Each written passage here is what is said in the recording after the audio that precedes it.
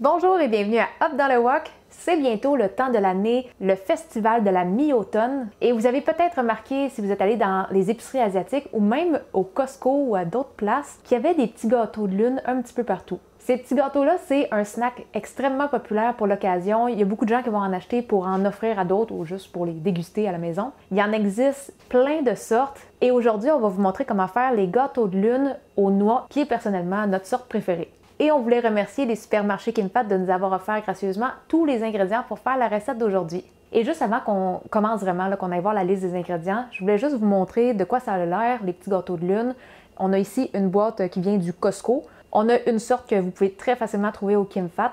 Et on a ceux qu'on a fait maison. Donc, quand on ouvre la boîte du Costco, ça a l'air de ça. Si vous en avez jamais essayé, c'est peut-être quelque chose qui est plus accessible pour vous. Mais selon nous, ils n'ont pas exactement la même saveur que ceux qu'on retrouverait en épicerie asiatique. Les boîtes comme ça qu'on trouve au KimFat, on en achète à chaque année. Ceux-là, il existe vraiment beaucoup de variétés de gâteaux. Il y en a qui sont aux noix, à la pâte de lotus, aux haricots mungo. Il y en a aussi qui vont avoir des jaunes d'œufs à l'intérieur, des œufs de canne salés. Il peut en avoir 0, 1 ou 2. Et ça, c'est la version de petits gâteaux qu'on va faire ici aujourd'hui. Ils sont un petit peu plus petits que ce qu'on retrouverait en magasin, mais je trouve que ça fait des bonnes bouchées parce que c'est quand même pesant comme gâteau. On ne peut pas en manger des trop grosses quantités. Mais aussi, c'est parce que le petit moule qu'on va avoir besoin, c'est la grosseur de moule qui est le plus commun et le plus facile à trouver pour vous si vous voulez aussi en faire à la maison. Donc là, on va être prêt à aller voir la liste des ingrédients, mais juste avant, n'oubliez pas de vous abonner à notre chaîne.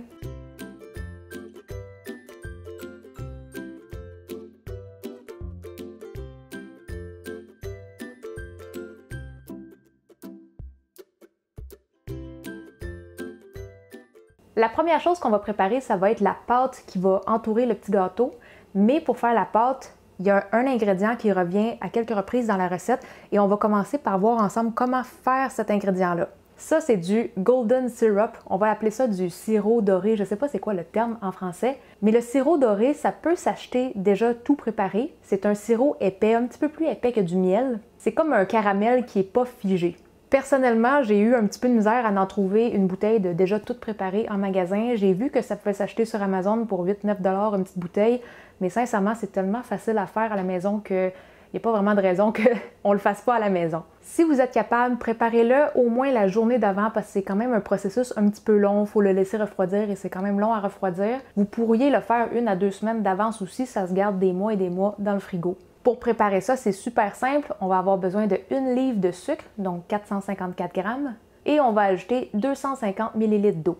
On va juste le remuer un petit peu pour que tout le sucre soit dans l'eau et on va faire chauffer ça à feu très fort. Quand ça va se mettre à bouillir et que le sucre va être tout dissous, on va baisser le feu comme pas mal au minimum, au numéro 2 ou 3 là, sur la roulette, et on va ajouter 1 cuillère à table et demie de jus de citron. Ça va empêcher que ça se cristallise et que ça fige. Et là, pendant 1 heure, on va laisser ça mijoter à feu très très bas. On doit voir quelques petites bulles seulement, mais il ne faut pas que ça mijote trop fort. Et vous allez voir qu'au bout d'1 heure, le sirop va avoir fonci un petit peu, ça va avoir pris une belle couleur dorée. Tant que c'est très très chaud, le sirop va être assez liquide. Une fois que le sirop a atteint la couleur que vous aimez, on va le retirer du feu et le laisser refroidir un petit 10 minutes avant de le transférer dans un pot en vitre. Moi, je vais juste passer mon pot en vitre sous l'eau très chaude avant de transvider mon sirop, juste pour être sûr de ne pas faire craquer mon pot. Une fois que le sirop va être transféré dans le pot, on doit le laisser refroidir complètement avant de fermer le couvercle et de le serrer au frigo. Et c'est juste une fois qu'il va être refroidi complètement qu'on va voir aussi s'il y a la texture qu'on veut. Si on l'avait fait cuire un petit peu trop fort et que ça l'a fait un sirop qui est plus dense, on va devoir ajouter un petit peu d'eau pour venir diluer le tout pour avoir une texture qui se rapproche du miel, mais c'est censé être un petit peu plus épais que le miel. On n'aura pas besoin de ça au complet pour la recette, mais ça se garde super longtemps au frigidaire, fait que si vous voulez l'utiliser pour d'autres recettes ou mettre ça sur des crêpes, ça sera libre à vous pour la suite.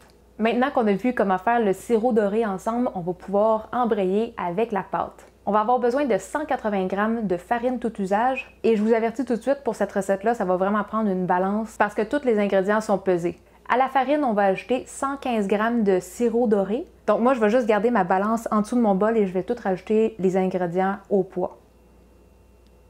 Ensuite, on va ajouter 45 g d'huile végétale.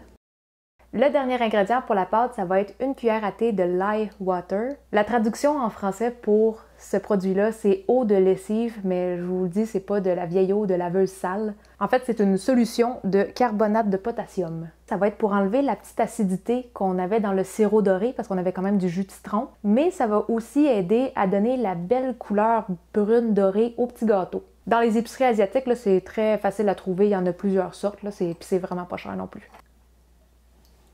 Une fois que tous nos ingrédients sont ensemble, on va bien mélanger. Une fois que c'est grossièrement combiné comme ça, je vais y aller avec les mains. Faut pas trop le pétrir, juste assez pour qu'on voit plus comme des morceaux de farine blanc.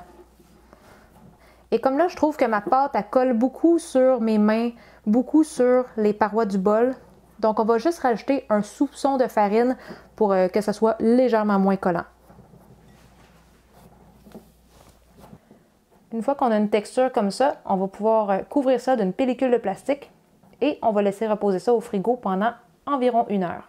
Une fois que notre pâte est dans le frigidaire et qu'elle est en train de reposer, on peut commencer à préparer la garniture. Vous allez pouvoir varier un petit peu les ingrédients. Vous n'êtes pas obligé de prendre toutes les mêmes sortes de noix et de fruits que moi. Il faut juste que si vous prenez un ingrédient pour en changer un autre, que vous gardez à peu près les mêmes quantités en grammes. Sinon, ça va être vraiment trop débalancé à la fin. Pour toutes les noix qui sont un peu plus grosses, on va les couper avant de les griller. Et il faut que toutes nos noix soient non salées. Le premier, ça va être 40 g de pacane, ou on peut prendre aussi des noix de Grenoble, et on va les hacher. Une fois qu'on a fini de préparer une de nos sortes de noix, on va les mettre sur une plaque. Moi, je vais juste toutes les mettre sur une plaque pour aller les faire griller après, mais si vous achetez des noix qui sont déjà grillées, c'est un processus que vous n'êtes pas obligé de faire. Vous pouvez juste hacher vos noix et toutes les mettre dans un bol prêt pour être mixé pour la garniture. Ça va être la même chose pour les noix de cajou. On va avoir besoin de 40 g et on va aussi les hacher un petit peu. On va aussi avoir besoin de 40 g de graines de citrouille. Je sais que ça pourrait sembler évident pour certaines personnes, mais je vais le mentionner.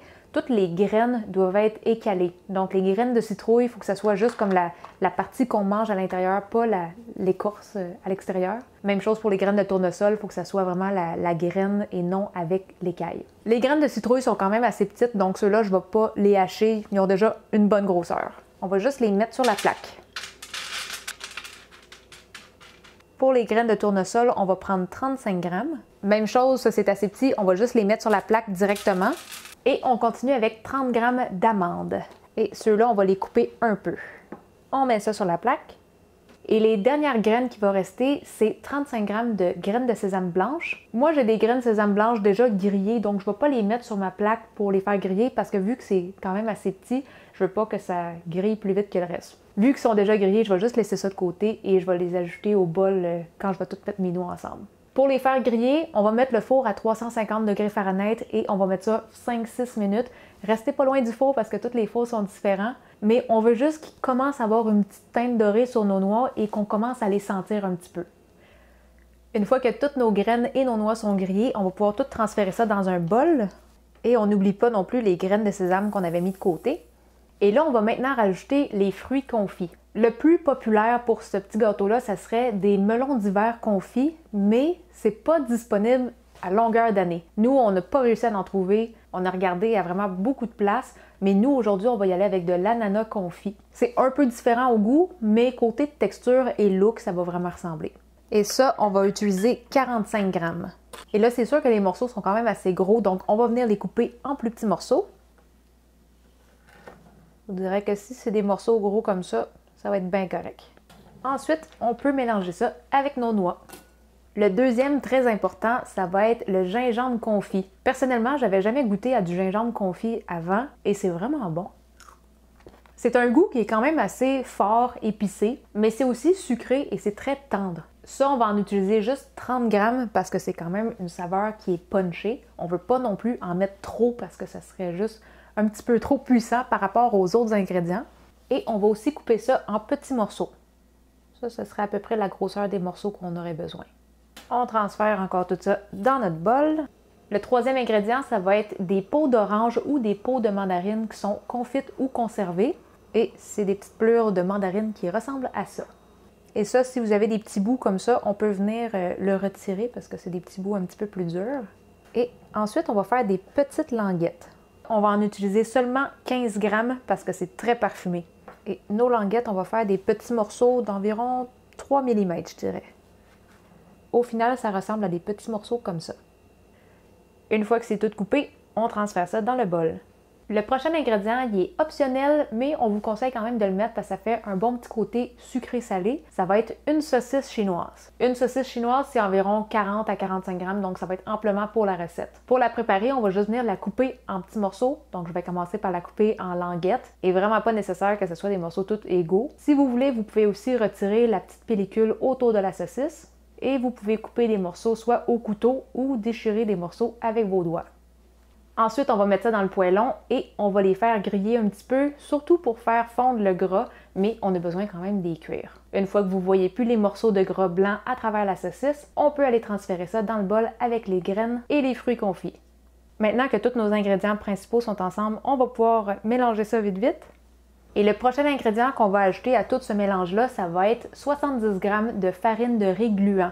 Pour la farine de riz gluant, on va avoir besoin de la faire griller légèrement. Donc, on va mettre ça dans un poêlon et on va la faire chauffer un petit peu jusqu'à temps que ça commence légèrement à brunir. Pour mon goût à moi, je préfère quand c'est pas trop grillé, juste un tout petit peu quand ça commence à devenir légèrement beige, mais pas comme un beige foncé brun parce que ça va devenir des saveurs un petit peu trop intenses. On peut voir ici la différence de couleur entre la farine blanche dans le sac et la farine qui est légèrement grillée.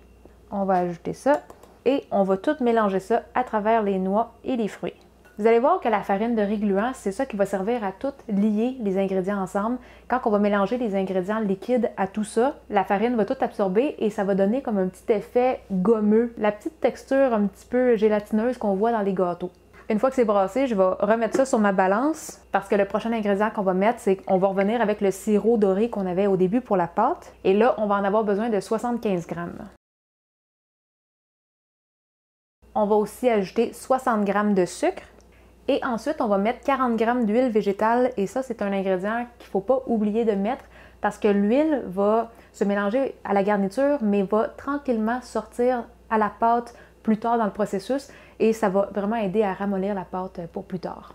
Le prochain ingrédient, c'est un ingrédient un peu particulier, c'est un alcool qui est extrêmement fort. Vous n'êtes pas obligé d'acheter une bouteille juste pour faire le dessert parce qu'on en utilise une quantité vraiment minime, mais ça a quand même une petite saveur particulière propre à ces gâteaux-là. Cette sorte d'alcool-là, vous n'allez pas trouver ça dans les épiceries asiatiques parce que c'est pas un alcool qui a du sel dedans, c'est pas un alcool de cuisson, c'est un alcool 52%. C'est une sorte de baijiu, je ne sais pas si je le dis bien, mais moi je l'ai trouvé à la SAQ et pas besoin de prendre la bouteille la plus chère à 60 $. Moi j'ai pris la bouteille la moins chère à 19 et quelque chose. Et ça, on va avoir besoin de 1 cuillère à thé et demi et je vais pas verser ça au-dessus de mon gros bol parce que tout d'un coup que je dépasse, c'est pas mal d'alcool. Le dernier ingrédient qu'on va mettre, ça va être un petit peu d'eau. Ça va servir à humecter un peu tout notre mélange parce qu'en ce moment, c'est encore assez poudreux avec la farine. La quantité peut varier un petit peu parce que tout dépendant de comment liquide était votre sirop doré, ça peut changer de quelques millilitres la quantité d'eau que vous aurez besoin. Je vous dirais qu'en général, c'est 25 à 35 millilitres. Donc, commencez avec 25 millilitres et ajoutez-en après si vous en avez besoin. Une fois que tous les ingrédients sont ensemble, on va très bien mélanger. Juste en mélangeant, on peut sentir la petite odeur de l'alcool qui est vraiment très spécifique. Ça sent déjà le petit gâteau de lune juste avec l'alcool. Là, en ce moment, j'aime quand même la texture de mon mix. C'est un petit peu liquide pour tout de suite. Une fois que c'est vraiment bien mélangé, on va le laisser reposer pour un 30-45 minutes juste pour que la farine puisse bien absorber tout le liquide. C'est au bout du 30-45 minutes que je vais voir s'il y a des ajustements un petit peu à faire avec l'eau. Si je vois que le mix est vraiment rendu comme granuleux puis sec, puis qu'il y a de la misère à se tenir parce qu'il est trop sec, je vais rajouter un 5 à 10 ml d'eau. Mais si je vois que ça se tient bien, on laisse ça comme ça et on peut commencer à assembler les gâteaux. Donc on laisse ça reposer et on vous revient pour la suite. Au bout de 30-45 minutes, notre farce devrait avoir une bonne texture. Donc là, on est vraiment prêt à assembler nos petits gâteaux et pour ça, je me suis assise sur une chaise. Je vous conseille de faire ça aussi à la maison. Installez-vous sur une table parce qu'il y a quand même beaucoup de petites choses qui se passent et ça peut être un peu long de faire ça debout à côté sur le comptoir. Donc là, on peut ressortir la pâte qu'on avait préparée au début. On va commencer par séparer la pâte et on va faire 12 boules de 25 grammes. Bon, 25 grammes pile. Une fois qu'on a une boule, on va venir la former un petit peu mieux et on va la mettre sur une assiette. Donc là, j'ai mes 12 boules et il reste un petit morceau de pâte. Celui-là, je vais le garder de côté. Je ne vais pas faire plus de boules juste parce que j'ai besoin d'un peu plus de pâte des fois pour venir boucher les trous pour faire des petites patchs. Donc, on va mettre ça avec ça et on va laisser la pellicule de plastique sur le dessus pour pas que ça s'assèche.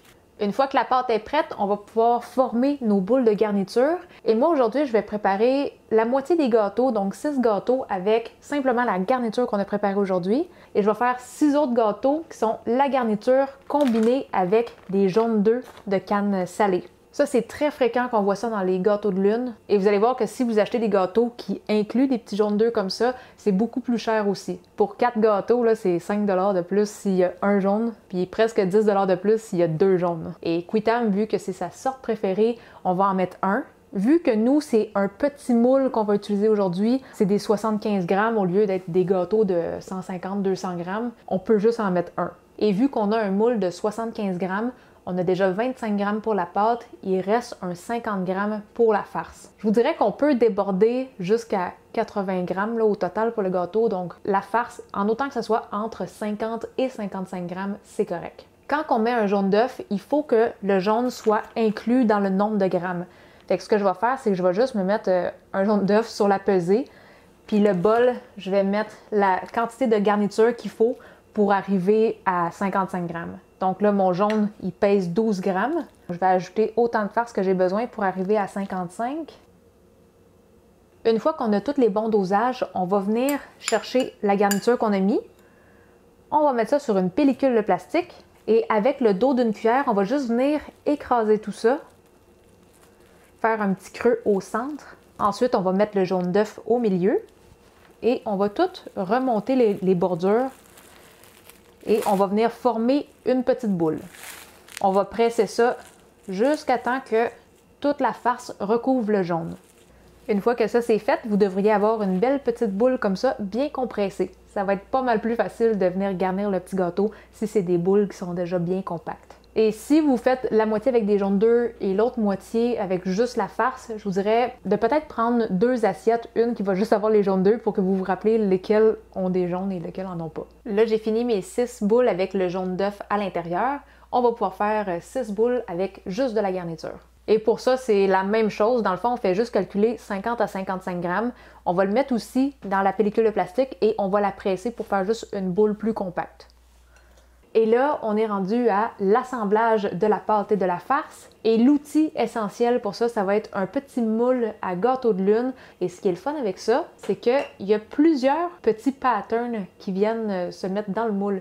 Donc, on peut vraiment choisir le petit motif qu'on va avoir sur le dessus. Et je vous conseille aussi de faire des motifs différents pour ceux avec les œufs et ceux sans œufs. Comme ça, vous allez être capable de les reconnaître une fois qu'ils sont tout emballés. Pour commencer l'assemblage, on va avoir besoin d'une pellicule de plastique sur notre surface de travail. Et là, on va venir prendre une petite boule de pâte et on va venir replier la pellicule. Une fois qu'on a la boule ici, on vient juste commencer par presser pour faire un début de cercle. Et après ça, on va prendre un petit rouleau à pâte et on va venir faire un disque quand même assez mince. À peu près comme ça. Une fois qu'on a notre disque, on vient enlever la couche du dessus. On va mettre une boule de garniture et on va venir relever le tout parce qu'on veut vraiment refermer la pâte autour de la boule. Là, j'essaie de le montrer sans tout cacher avec mes mains. C'est un petit peu dur. On ne sera pas capable de tout le fermer au complet comme ça, mais quand on referme la pellicule de plastique tout autour, on peut venir travailler le tout pour venir comme étirer la pâte vers le milieu.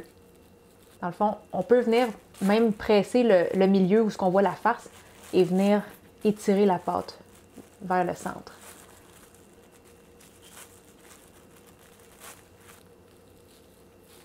Donc ça, c'est la surface qu'on voyait beaucoup de farce. On voit encore la petite garniture à travers et c'est là qu'on va venir utiliser les restants de pâte qu'on avait. On va s'en prendre pas beaucoup, là, juste une toute petite partie. On vient aplatir ça un petit peu. Et on vient le mettre sur la boule. Comme ça, on va s'assurer que notre garniture ne passe pas à travers. Donc, comme vous pouvez voir, c'est quand même un petit peu de travail pour venir mouler la pâte autour de la farce. Mais c'est une pâte que, si jamais ça déchire, est super collante. Fait qu'on peut venir patcher les trous comme qu'on veut, puis juste la refermer. Tout va bien se refermer tout seul. Une fois que notre boule est faite, on va prendre un petit peu de farine qu'on va étaler sur notre surface de travail. Moi, je prends une planche à découper. On dirait que c'est plus facile à étendre là-dessus. On va prendre notre boule et on va venir la rouler dans la farine. Et là, une fois que c'est roulé comme ça, on est prêt à venir former le gâteau dans notre moule. Donc, on fait juste venir insérer la forme qu'on veut avec le motif vers l'intérieur du moule. Et ici, on doit venir comme le barrer. Fait qu'on fait juste venir le tourner comme ça. Il ne va pas tomber. Il reste là. Et pour s'assurer que le gâteau ne reste pas tout collé dans les fentes de notre motif, on va mettre un petit peu de farine qu'on va étendre partout dans les petites fentes et sur les contours si on est capable. On fait juste enlever l'excédent. Ensuite, on va prendre la boule qu'on a formée, on la met dans le moule. On essaye de ne pas trop frotter la boule sur les petits coins ici parce que ça pourrait déchirer la pâte. Et là, on va retourner ça ici. On va accoter le moule sur la plaque et on va venir presser. Ensuite, on le pousse comme ça. Et ça nous fait un beau petit gâteau.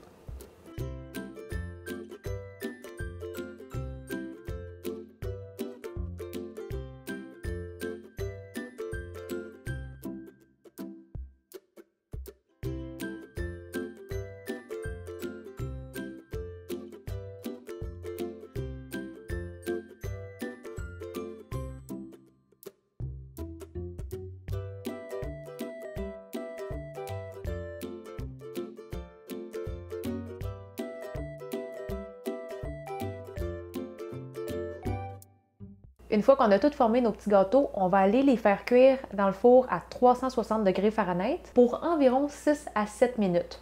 On a besoin de faire une petite cuisson comme ça au début avant de venir badigeonner un œuf sur le dessus parce que si on venait badigeonner l'œuf tout de suite, la pâte est tellement molle qu'on briserait tout le motif.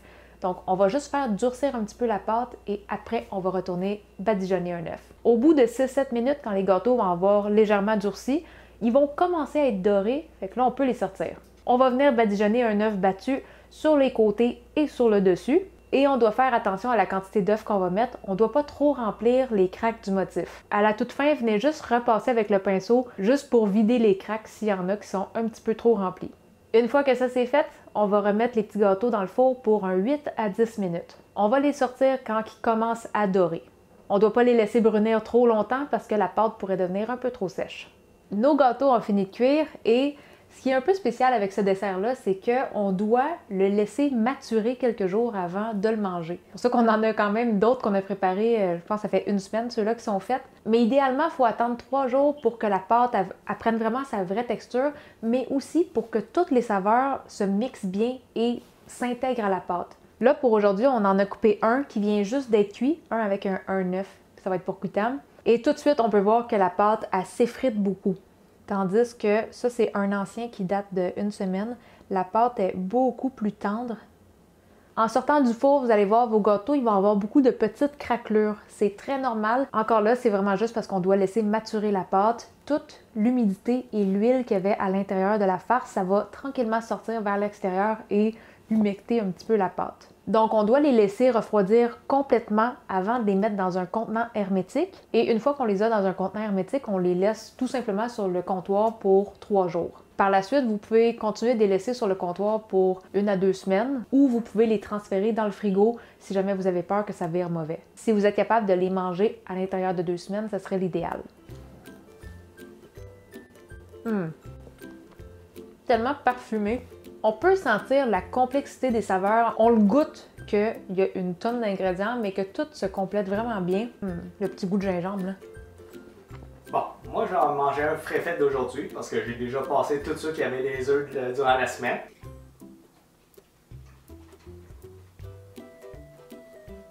Même s'il a été fait aujourd'hui, toutes les saveurs sont là, je vous rassure. C'est juste au niveau de la texture que ça ne matche pas ce qu'il y a en magasin parce qu'il doit maturer justement. La complexité des saveurs est incroyable. Oui, ces petits gâteaux-là sont un peu plus complexes à faire, mais c'est une fois par année pour un événement spécial, puis c'est tellement une belle preuve d'amour. Si vous voulez en donner à quelqu'un, c'est un très beau cadeau. Excellent! Si vous avez besoin de la recette écrite, ça va être disponible sur notre blog et on va vous mettre le lien juste en dessous de la vidéo. Pour ceux qui aimeraient nous aider, c'est possible avec la page Patreon et en devenant membre Patreon, vous avez aussi accès à quelques bonus. Si vous avez des questions pour cette recette-là ou n'importe quelle autre de nos recettes, la meilleure place pour ça, ça va être le groupe Facebook Cuisine Asiatique Fait Maison. N'oubliez pas de vous abonner à notre chaîne YouTube et sur ça, on se dit à la prochaine. Bye bye!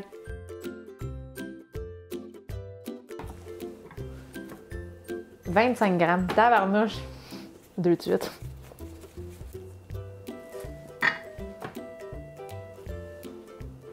Trois fois 25 grammes, mon Dieu, j'ai le compas dans l'œil aujourd'hui. On va s'acheter un billet de l'auto. Tabarnouche. Ça peut pas être 25 grammes. Là. Non. Je te jure, viens voir, c'est 25 grammes encore. Oh my God. Mon Dieu, j'ai jamais été aussi accurate dans mes affaires.